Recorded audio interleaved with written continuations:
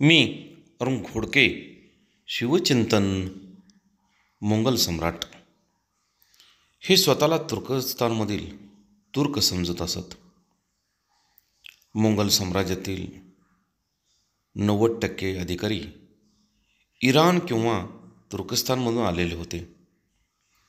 दरबारची भाषा ही त्यांची फारशी होती. उलट स्वराज्यातील प्रत्येक अधिकारी मराठी मातेतून निघाला होता. मोंगल, विजापूर, गोळकोंडा, पोर्तुगीज, इंग्रज यांच्याकडचे महाराजांचे वकील ही सारी मंडळी मराठीच होती. स्वराज्यातील सरकारी कागदोपत्री मराठी भाषा फारशी शुद्ध हळूहळू टाकून देऊन लागली. अजरक तखाणे, शिवाजीराजे, दामदौलत हे शब्दही गेले आणि क्षत्रिय कुलावतंस शिवछत्रपती यांनी आज्ञा केली ऐशेजी असे शब्द येऊ लागले.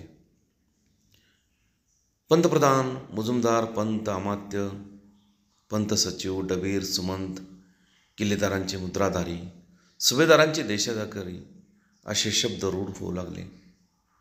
महाराजांच्या या उपक्रमाकडे साऱ्या हिंदुस्थानचे डोळे लागले. स्वतंत्र राज्याच्या स्थापनेबरोबर मोंगल साम्राज्यातील असंख्य प्रजेच्या दुःखाला वाचा फोडण्याचे काम प्रथम त्यांनीच केले. महाराजांची दूरदृष्टी आणि गंभीर इशारा या दृष्टीने हे पाऊल अत्यंत महत्त्वाचे होते. बहुत काय बोलणे.